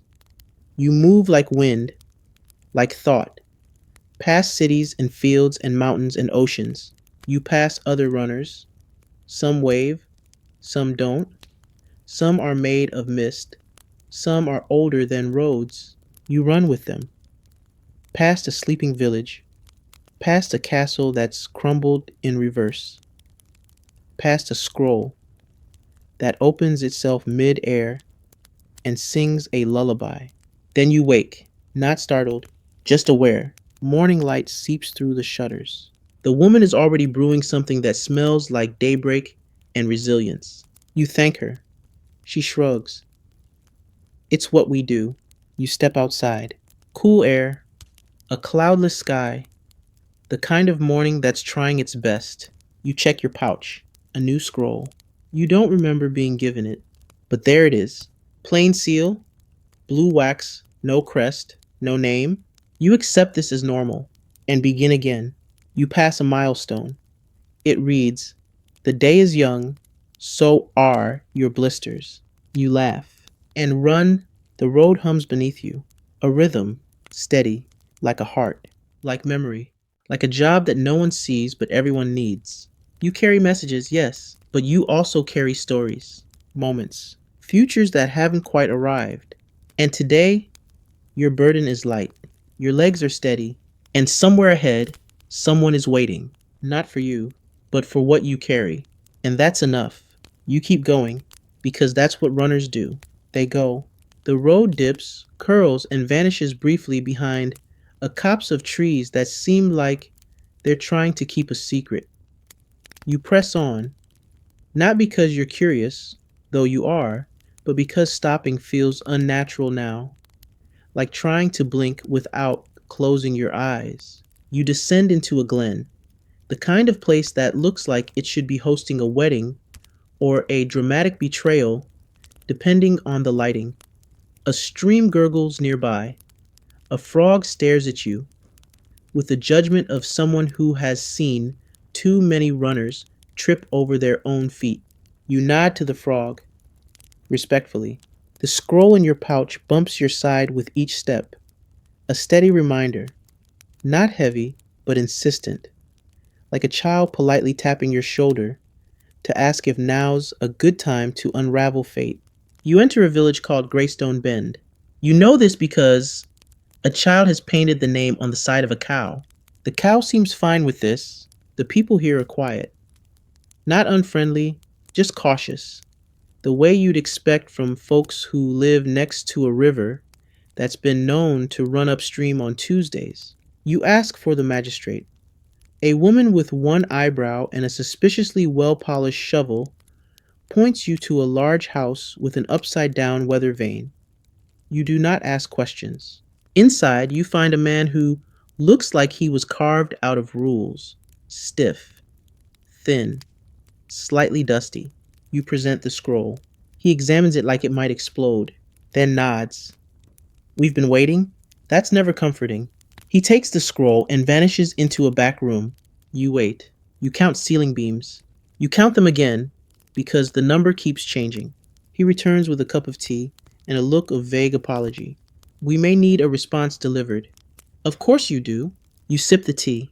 It tastes like boiled bureaucracy and faint lemon.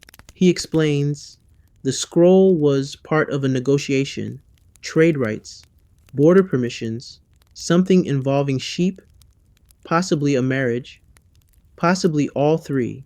You nod as if this makes sense. He writes a reply, seals it, then pauses. You'll take it to Red Hollow? You've heard of Red Hollow. Hilly, rocky, known for its root vegetables and mistrust of birds. You agree. Because you're a runner. Because saying no feels like betrayal. You leave the village. The road to Red Hollow is less a road and more a polite trail through increasingly judgmental terrain. It begins to rain, not a storm, just a steady drizzle, the kind that finds its way into your socks and soul. You pass a mile marker carved into an actual tree. It reads, "Still not Red Hollow. Sorry." You forgive it. Midway, you encounter another runner, Rare. He's younger, faster, slightly smug. You nod. He nods back. You both keep running. That's the code. No chatting, no racing, just mutual suffering. The hills start, small at first, then large, then spiteful. Your breath shortens. Your legs curse you in 7 languages. One of them may be bird. You crest the final ridge and see it, Red Hollow. Clustered homes, stone walls, smoke rising from chimneys. A sign at the gate reads, "No owls." Fair enough. You find the town hall. It's half buried in the hill, with a grass roof and a door that creaks like it's auditioning for a horror ballad. Inside, warmth, light, a woman knitting aggressively. You present the scroll. She takes it, sniffs it, shrugs. "Wait here," she says. You sit. She returns, holds out a tin. Inside, a pastry, runner treat. You accept it like a sacred object.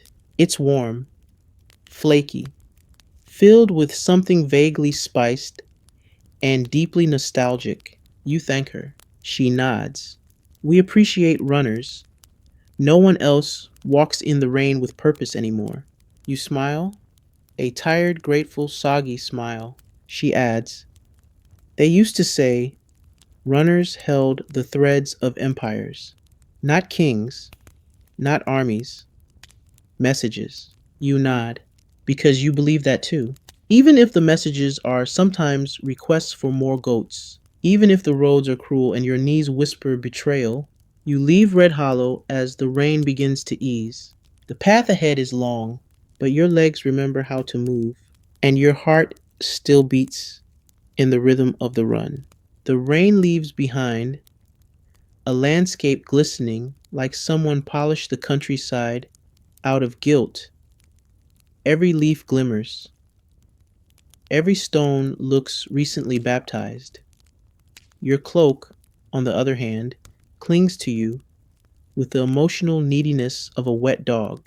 The road ahead is soaked but clear. You're heading toward Latchmere, a hill town built in the least convenient place possible, presumably by people who thought stairs were a personality trait. No one builds a town that high unless they're trying to avoid something, like taxes, or humidity, or common sense. The scroll in your pouch is a new one. You were given it by a man in Red Hollow who spoke only in rhyme and refused to look directly at you. It's sealed with green wax and tied with a ribbon that smells faintly of celery. You didn't ask questions. Runners learn that curiosity adds weight. The path starts to rise, slowly, reluctantly, like an old man getting out of a chair. You pass a wooden marker, etched with a phrase, nearly there. Just kidding. Classic Latchmere humor. You begin the climb. Your legs enter a bargaining phase. Your lungs write you a stern letter. Even your boots seem to sigh audibly with each step. Halfway up, you pass a goat standing on a rock, chewing disdainfully. It has the posture of someone who knows exactly how many runners have slipped here and intends to keep count. You keep climbing. Near the summit, a bell tolls. It's not urgent, just persistent. The kind of sound that suggests either a festival or a very slow fire. You reach the outer gate, a crooked archway with moss, rust, and a politely skeptical guard. Runner? She asks, though it's clear she already knows. You're soaked, panting, and have the look of someone who's seen too many scrolls and not enough soft chairs. You nod. She lets you in. Latchmere smells like chimney smoke, hot bread, and the faint tang of altitude-induced nosebleeds.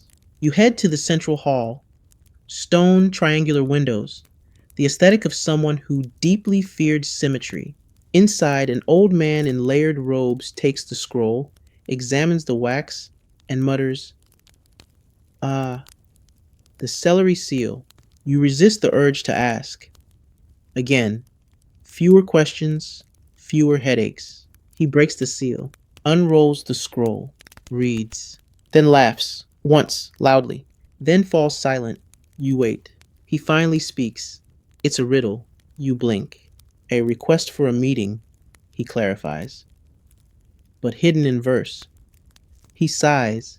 The herbalists are back at it.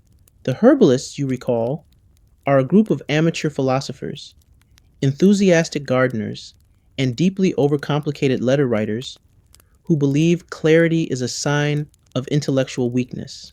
You ask if there's a reply. He nods. But we'll send it via pigeon. You've earned rest. That's the runner's version of winning the lottery. You're shown to a chamber, small, dry, with a window facing a sky trying its best to be blue again. There's a blanket, a stool, a fire with the personality of a sleepy dog. You sit. Let your breath slow. Someone brings you a bowl of stew, potato-based, possibly religious. You eat. The door creaks open. A girl enters, young, freckled, carrying a scroll almost her height. Can you show me how to carry it right? She asks. You blink. You want to be a runner? She nods. We don't have one here. We always wait. You look at her, see yourself. The shoes too big, the pouch too loose, the hope too heavy, but worn anyway. You show her how to wear the strap, where to tuck the scroll so it doesn't bounce or crush your hope, how to run without sprinting, how to breathe when hills argue. She listens, grins, sprints off into the hall, scroll bobbing at her side. The old man watches, smiles.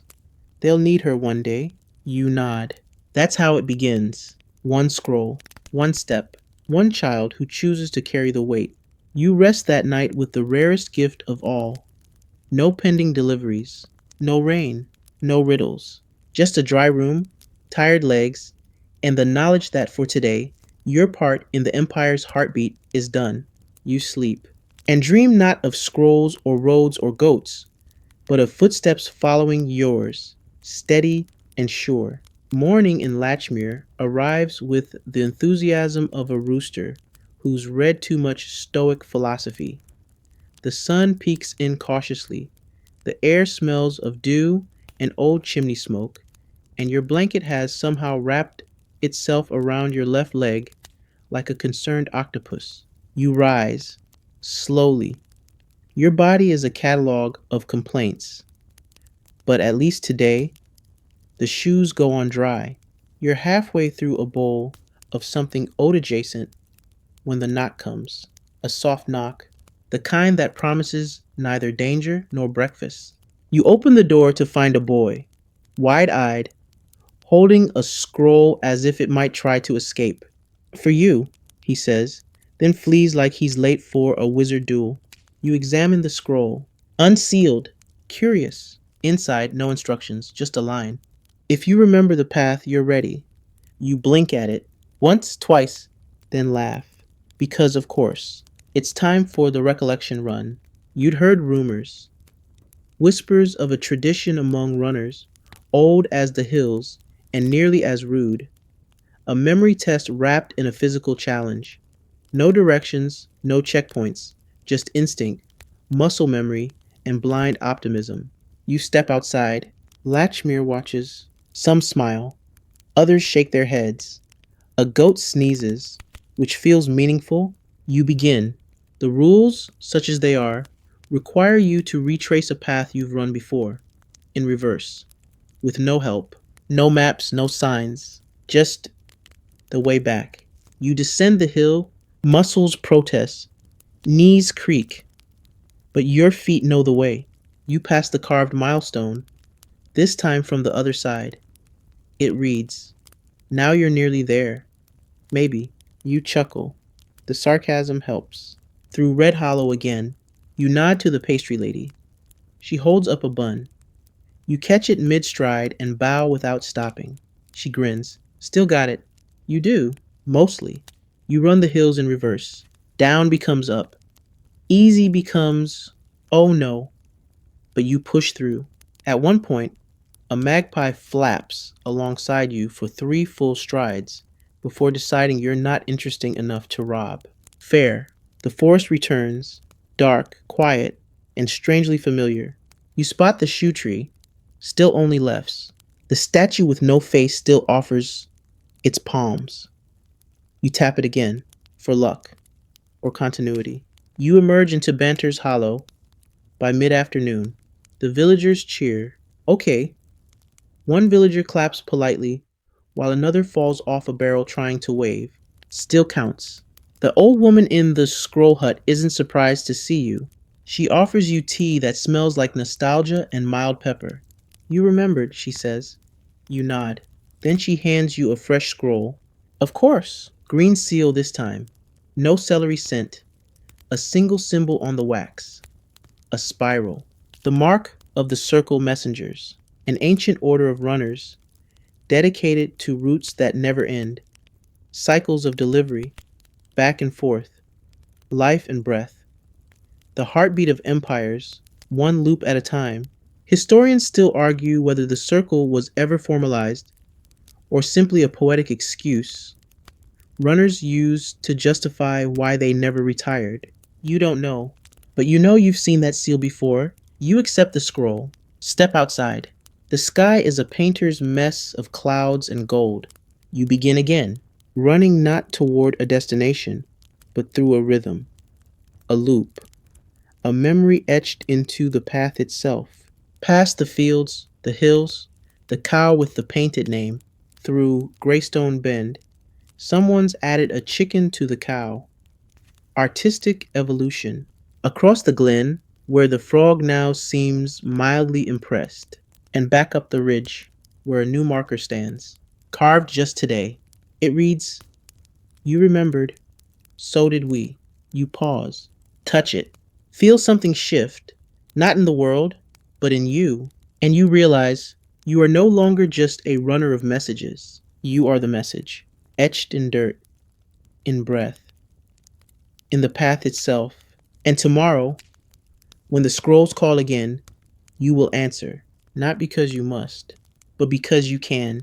The marker behind you fades into the landscape like all the others, silent, moss-kissed, and probably judging your posture.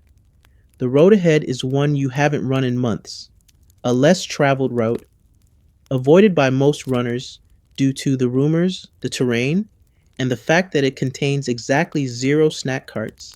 You're heading to Dunmore, a name that sounds like a threat in a furniture brand.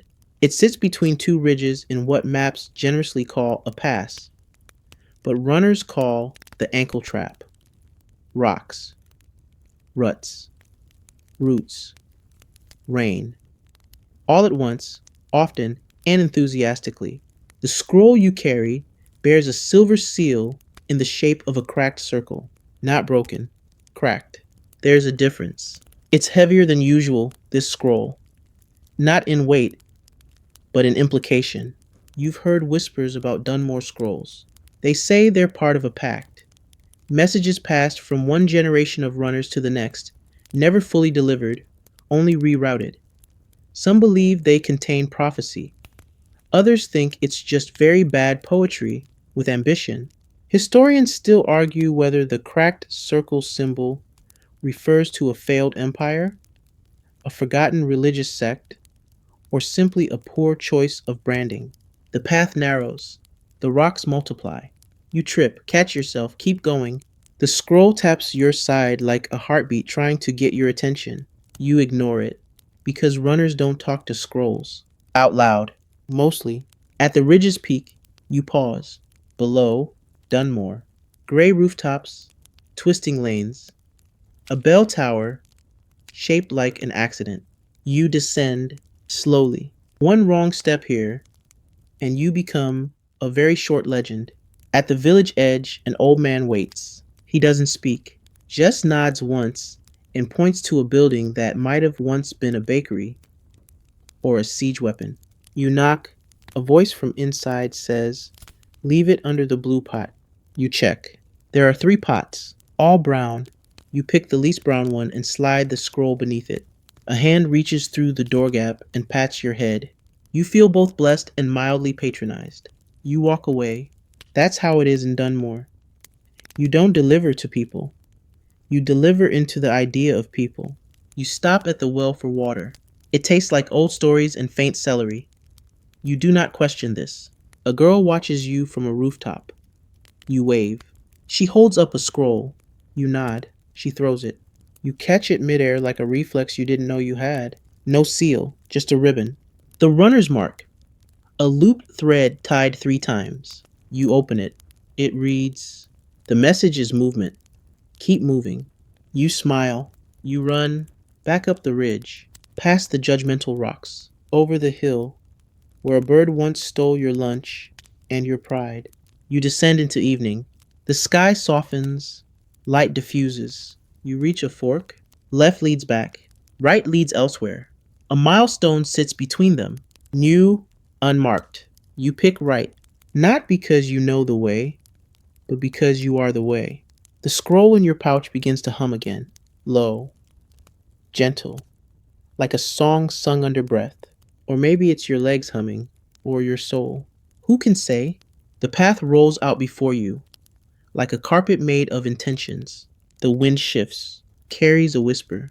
You lean into it. You don't run faster, you run truer. Because today, you didn't just carry the message, you became it.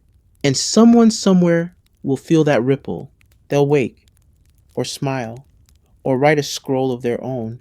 And when they do, they'll need someone to carry it. And maybe that someone will be you again. Night begins not with darkness, but with a softening. The world around you dims at the edges, like someone's turning down the saturation, just enough for your thoughts to become the loudest thing in the forest. The air cools. Your breath turns visible, like your soul's been trying to sneak out through your nose. You keep running, because what else is there? The road beneath your feet glows faintly in the moonlight. Pale stone dust packed hard by generations of footsteps. The kind of path that remembers. And tonight, it remembers you. Your pouch holds no new scrolls. You're running not toward a destination, but with a purpose. A strange, quiet call. Runners call this the drift. That liminal space between message and mission, where you keep going because stillness would be a kind of death. You crest a hill, ahead, a ruin. Stone walls, broken and moss-wrapped, no roof, just stars leaning in to see what's left. You step inside, and there they are, dozens of runners, not ghosts, not quite, not alive either, just echoes. They nod to you as you pass. Some hold scrolls. Some sit, stretching phantom calves. One is drinking tea from an invisible mug, pinky raised. You sit. They shift, making space. No words are exchanged. Because what would you say? You're them. They're you. All runners meet here eventually. In this thought, this memory, this moment of pause between the endless steps, one of the echoes stands, walks over, hands you something, a scroll. Old, frayed, sealed with wax that seems to flicker. You don't ask where it's going, you just take it. Because that's the deal. You rise, leave the ruin. Behind you, the echoes fade, not vanishing, just waiting for the next soul to wander in and wonder who they are. You move through the woods now. No path, no signs, but your feet know. Somewhere out there, someone needs this scroll. It might be a prince, a baker, a midwife with a secret, or just a child who left a question in the hollow of a tree. You run, and as you do, the scroll begins to whisper, not in words, but in knowing. It's the kind of message that changes shape as it's delivered. Maybe it's love. Maybe it's warning. Maybe it's the recipe for a soup so good it ended a war. You reach a ridge. Down below, a cottage. Light in the window. A woman steps out, candle in hand. She looks up, smiles, as if she knew you were coming. You descend, hand her the scroll. She takes it with reverence. No questions, just a nod, and a quiet, thank you. You nod back. Turn, begin walking. Then hear her call out. You've run far. You pause. She adds, but you're not done yet. You smile. And run again, because this is the truth that all runners carry, hidden in pouches and lungs and weary souls. The message is never the words. The message is you, moving, always moving. Dawn finds you already in motion, not because you planned it, but because sleep never quite claimed you last night. You rested in shifts, half dreaming, half running, in your head. You know that type of sleep, the kind with footsteps and trees that bend the wrong way. So you rise with the sky. Stretch your legs, shake the stiffness from your bones, tie your shoes like a ritual, and keep going. The path is new now.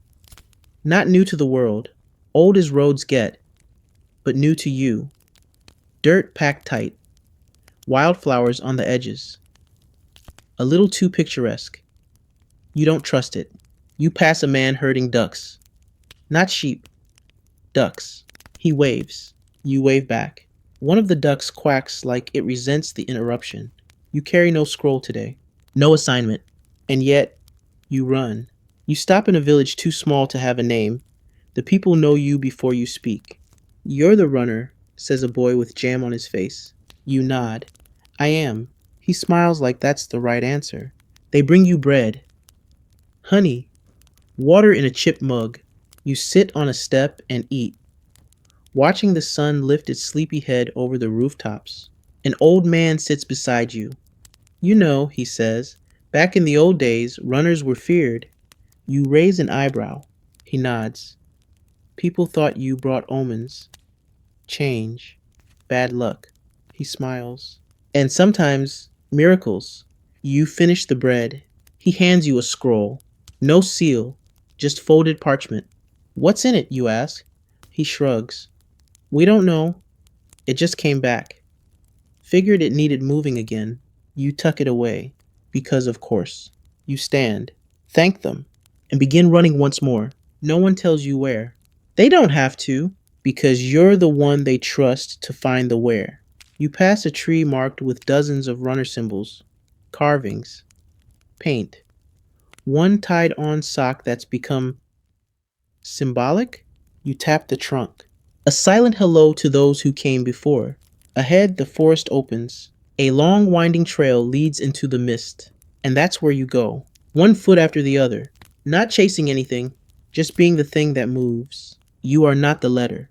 You are not the news. You are not the ink. You are the breath between them, the beat between decisions, the pause before someone opens a scroll and finds something that changes them, even if just for a moment.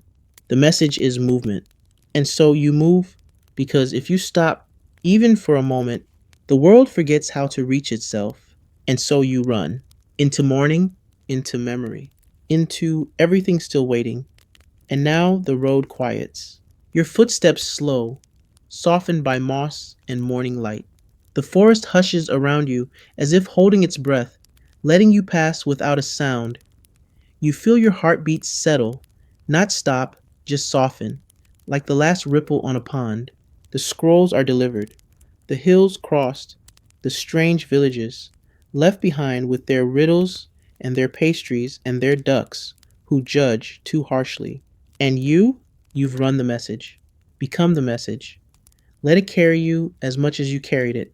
There's a comfort in that, knowing you were part of something ancient, something absurd, something oddly beautiful. The stars that watched you run now blink behind clouds, and the sky turns that early lavender, soft and weightless. You lie down on the side of the trail, not because you're done, but because it's time to rest. Your eyes close. The wind hums gently in the trees. Far off, a bell rings from some unseen tower, once, then twice, like a lullaby nobody wrote down. You're not asleep yet, but you're close. The kind of close where the line between dream and memory starts to blur. And that's okay. You've done your part.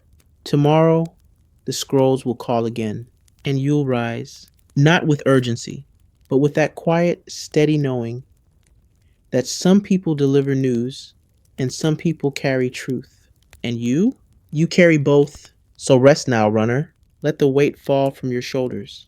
Let the road fade from your legs and drift into sleep, into stillness, into the soft echo of your own steady rhythm.